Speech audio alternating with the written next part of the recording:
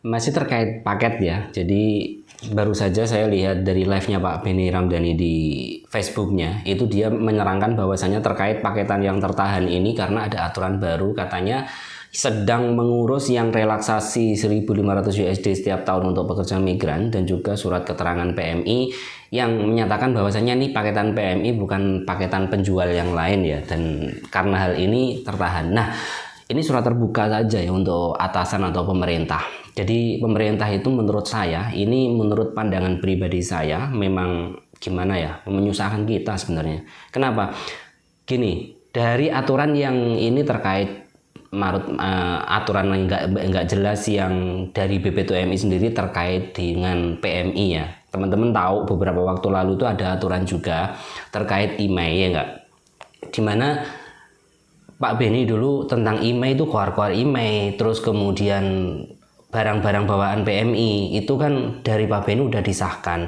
Kemudian karena suratnya belum ada, dari pemerintah itu suratnya belum ada, maka itu tidak bisa berjalan. Jadi saling serang. Kemarin juga kita tahu sendiri ya, Pak Benny udah oke, itu melanggar pemerintah, melanggar perintah presiden, tapi daripada Bea Cukainya yang mengurusin tentang IMEI dari itunya itu belum bisa karena surat dari pemerintahnya belum turun kan gitu ya. Surat pemerintah belum turun, peraturan belum dijalankan. Fake ya enggak? Ini pertama. Ini sekedar apa namanya itu kritik aja ya. Surat belum turun, peraturan belum bisa dijalankan, masih menggunakan peraturan lama. Itu pertama.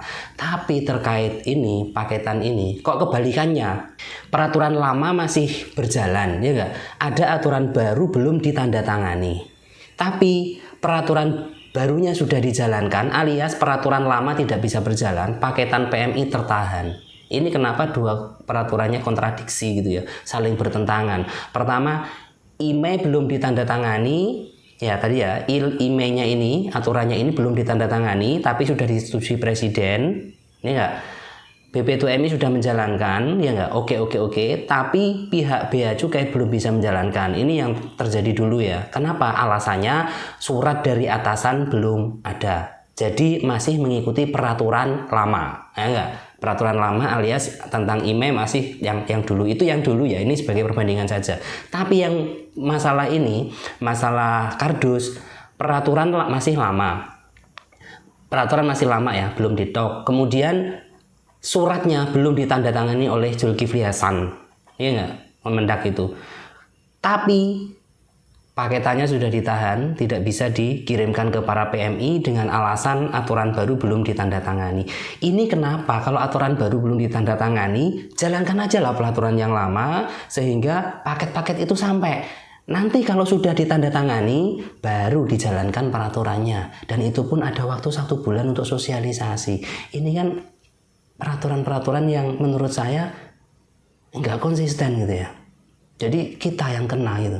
Selalu PMI yang kena. Masalah IMEI PMI yang kena. Masalah ECD PMI yang kena. Sekarang masalah paketan PMI juga yang kena. Yang paling kena karena barang-barangnya itu ya milik PMI gitu. Ya itu menurut pandangan saya ya, kenapa kok aturannya seperti ini ya? Kalau memang ada aturan baru nanti aja dijalankan, sudah ditandatangani baru dijalankan. Jangan paketannya ditahan sampai berminggu-minggu seperti ini kan. Kita yang udah capek-capek beli di luar negeri, pengen kirim ke anak yang sudah menanti di rumah harus tertahan. Kan aneh itu loh, peraturannya tuh aneh itu. Nah ini silakan disimak ini beberapa pernyataan Pak Benny terkait aturan-aturan ini ya, yang saling lempar ya, karena banyak PMI menuduh ini peraturannya dari BPTUMI, kemudian tidak terima, dituduh itu, kemudian ini peraturannya dari sana, saling lempar lah seperti ini. Dan silakan simak sendiri dan simpulkan apakah pernyataan tadi benar. Terkait IMEI belum jalan, tapi terkait IMEI sudah dapat perintah, surat belum jadi, masih menggunakan aturan lama. Dan yang ini surat peraturannya belum jadi, nunggu tanda tangan, tapi sudah melakukan peraturan baru sehingga ditahan. Silakan disimak sendirilah. Yang pasti adalah ya, kemarin telah dilaksanakan rapat yang dipimpin oleh Menko Perekonomian, dihadiri oleh Menteri Perdagangan yaitu Bapak Zulkifli Hasan, dihadiri juga oleh Menteri Koperasi dan UKM ya Bapak Teten Mas Duki, serta perwakilan kementerian lembaga terkait termasuk BP2MI. BP2MI dihadiri oleh Pak Gatot ya kemarin, dan juga salah satu direktur dari BP2MI, ya kan. Kemudian apa yang dibahas dalam rapat kemarin adalah terkait dengan rencana revisi larangan terbatas ya, Lartas ya, di mana larangan terbatas ini diatur melalui peraturan Menteri Perdagangan. Nah ini supaya clear nih, nanti jangan dituduh ini kebijakan BP2MI lagi. Ya, diatur melalui Permendag nomor 25 tahun 2022 untuk barangan kiriman PMI pekerja migran yang sudah disetujui bersama ya dengan kelompok barang, jumlah dan satuan tertentu sesuai yang ada di ini kita punya slide paparannya nih. Jadi ingat ya, dilakukan revisi atas Permendag Peraturan Menteri Perdagangan nomor 22 tahun 2022 nomor 25 tahun 2022 terkait apa? Terkait barang kiriman milik pekerja migran Indonesia. Ya, di mana sudah disetujui ya barangnya apa saja, jumlahnya berapa banyak, dan juga satuan-satuan tertentu. Ya. Oke, kita akan dulu. Oke. Mohon maaf ya Pak Beni ini sering mendahului aturan ya, mengumumkan aturan-aturan itu sering didahului, padahal birokrasi itu kalau belum ada tanda tangan ya belum bisa dijalankan ya. Ya kayak dulu itu waktu IMEI kan, masih ingat kan teman-teman, Pak Beni kan langsung ngumumin ya masalah IMEI, langsung TKI free IMEI ini gini, dan itu padahal suratnya belum jadi, akhirnya nggak dijalankan, geger di jalanan, geger di media sosial juga, banyak PMI yang akhirnya kecewa juga ya.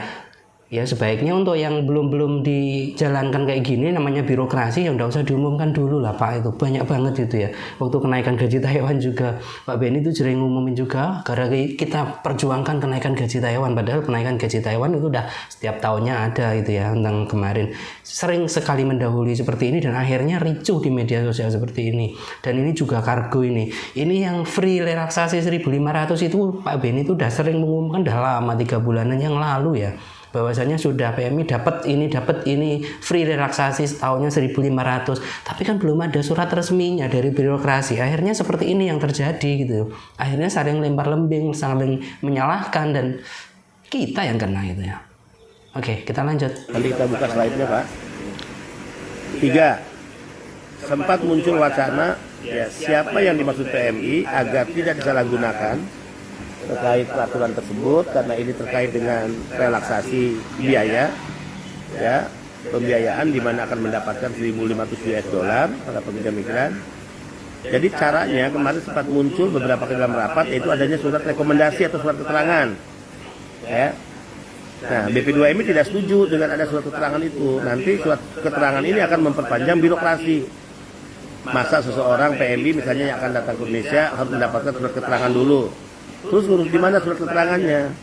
Surat keterangannya ngurus di Kemlu, di perwakilan. Terus semua PMI apa harus datang berbondong-bondong ke perwakilan, ya? Atau misalnya surat keterangan yang dikeluarkan oleh siapa? Ini memperpanjang birokrasi dan berpotensi juga disalahgunakan oleh oknum pemerintah. Ya, kalau tiba-tiba misalnya surat rekomendasi itu berbiaya, satu orang PMI dipungut biaya, nah itu kan jadi masalah baru. Itu yang harus dihindari, dan BP2MI tidak setuju dengan ada surat keterangan. BP2MI mengatakan cukup petugas nanti ketika seseorang menyatakan dia PMI kan tinggal dilihat aja ya, pertama terkait visa kerja yang masih berlaku, berarti dia PMI, atau misalnya surat perjanjian kerja ya, atau juga kalau statusnya dia memang pulang setelah selesai kontrak namanya kan bisa dilihat. Di mana dilihatnya? Di sistem, di Sisko P2MI yang terintegrasi dengan pihak imigrasi. Jadi nggak sulit, masuk, klik ya, cek datanya, keluar, oke PMI gitu ya. Nah, oke, ini terkait data. Nah, teman-teman semua yang nanti akan semakin sulit ya paketan ke Indonesia, walaupun dia dapat relaksasi 1.500 dolar USD katanya itu, terus yang sampai sekarang masih sarut marut itu, kemudian nanti akan lebih sulit lagi, dimana teman-teman itu semuanya harus melampirkan bukti bahwasanya teman-teman semuanya itu adalah PMI, TKI yang ada di luar negeri. Tanpa bukti itu kalian pasti akan dapat paketan hilang mungkin karena melanggar, kemudian dendanya besar mungkin karena isinya tidak sesuai. Selain itu harus ada keterangan bahwasanya teman-teman PMI, walaupun itu sebenarnya bisa dilacak kok dengan nomor paspor kita aja. Kita orang awam bisa melacak ini PMI atau bukan, bisa kita melacak. Apalagi ini birokrasi, kenapa harus diperibet seperti ini gitu ya. Kemudian ke depan ini yang statusnya kaburan ilegal di luar negeri ini bakal susah ngirim paket ke Indonesia. Kalaupun bisa, ini nanti bakal ribet banget dan bakal besar dendanya mungkin ya. Bahkan kalau dia niatnya pulang ke Indonesia itu bakal susah ini. Nah, caranya ini sebenarnya ada cara ya. Teman-teman titip aja ke teman yang di bandara itu yang pulang ke Indonesia, silakan beli bagasi. Itu sebenarnya cara yang paling mudah seperti itu ya. Titip ke teman, kita tinggal bayar ke teman, mungkin itu cara yang terbaik ya. Jadi yuk carut marut lah, kapan ini selesainya juga nggak tahu, coba kita lihat. Jadi nggak harus ada birokrasi yang semakin panjang dan berbelit-belit karena kita ingin serba cepat, serba mudah. Karena tugas pemerintah itu meringankan urusan, bukan memberatkan, mempercepat urusan, bukan memperlambat. Ya. Oke, tugas pemerintah meringankan, bukan memberatkan, mempercepat, bukan memperlambat. Tapi faktanya untuk menuju aturan baru itu teman-teman PMI yang kena dampaknya, teman-teman KMI yang kena imbasnya. Ya kita mintanya ke pemerintah kalau peraturan belum matang jangan dijalankan. Jadi transisi itu butuh waktu 1 jam aja gitu. Tentang email ribet, akhirnya banyak teman-teman yang HP-nya nggak bisa dipakai, yang katanya dulu kita PMI sudah free, bebas email, nggak usah daftar email, udah ini bebas, bisa jadi, akhirnya nggak jadi, berubah lagi aturannya. Padahal kalau kita tahu ya teman-teman semuanya dari dulu sebelum geger-geger email itu teman-teman pulang bawa 2 HP free kok, nggak usah bayar ini bea cukai dan lain sebagainya, sama aja kok gitu.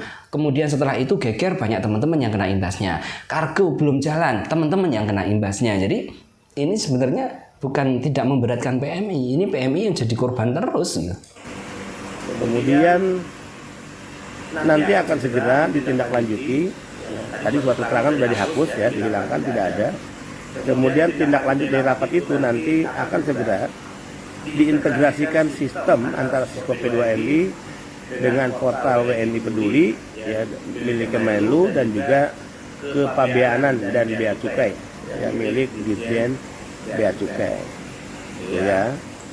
Kemudian nanti masa transisinya disepakati 1 bulan setelah Permendak selesai ditandatangani untuk dapat dilakukan sosialisasi. Jadi kalau hari ini ditandatangani Permendaknya hasil revisi, maka 1 bulan itu masa transisi untuk dilakukan sosialisasi.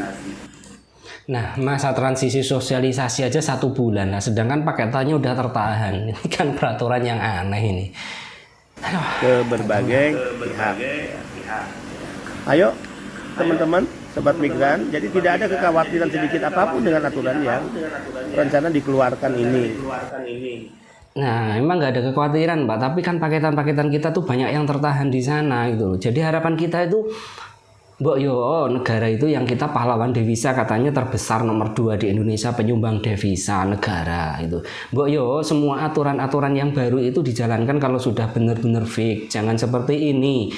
Pak Beni mengumumkan katanya sudah diberlakukan, tapi instansi lain seperti bea cukai, seperti yang lain dan sebagainya, kepabeanan ternyata belum siap menjalankan. Terus kita yang kena dampaknya. Jangan seperti itulah. Terus kemudian kita ada aturan-aturan baru lah.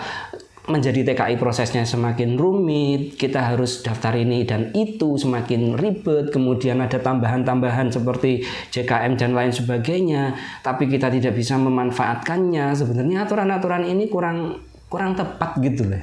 Karena kita di luar negeri sudah diatur loh Pak. Sepertinya contoh saja yang di Taiwan ya. Kita yang di Taiwan semua PMI punya askes Pak. Dimana askes ini kita sakit itu biayanya murah loh. Cuma 150 NT kita ke dokter. Murah banget gitu loh dengan askes. Ini yang langsung kita manfaatnya kita rasakan lah. Kemudian Aztec lah. Aztec ini juga bagus banget untuk PMI yang ada di Taiwan. Kita kecelakaan kerja di sana langsung dapat santunan Pak. Mudah banget untuk syaratnya. Bahkan keluarga kita yang di Indonesia, kita kerja di Taiwan, keluarga kita di Indonesia meninggal, itu kita juga dapat santunan Pak. 3 kali gaji, 2 kali gaji, dan itu bisa diurus sampai kapanpun Pak. Nah ini peraturan-peraturan yang kita tidak tahu kapan dibuatnya, kapan berjalannya, tapi kita merasakan nikmatnya itu. Kemudian ada lagi Pak, CHT lah istilahnya kalau Indonesia, jaminan hari tua. Di Taiwan itu teman-teman kalau mau ngurus 10 tahun di Taiwan bekerja, nanti juga dapat pensiunan sebenarnya. Cuman karena kita kondisinya di Indonesia, di Taiwan, dan itu pensiun yang turunnya per bulan, mungkin banyak teman-temannya nggak ngurus. Sebenarnya ada gitu. Jadi peraturan-peraturan di Taiwan seperti ini yang harus kita implementasikan di Indonesia. Kita permudah aja lah Pak. Teman-teman yang jadi TKI kita permudah, urusan TKI kita permudah. Tapi kalau aturannya belum fix, jangan diamburadulkan seperti ini. Itu permintaan kita. Ya mau didengar ya alhamdulillah, nggak didengar ya memang nasib kita sebagai PMI yang ya maaf kita semuanya itu, saya dan ya kita orang bodoh Pak, nggak seperti instansi seperti ini yang ya pandai buat aturan nggak bisa jalankan.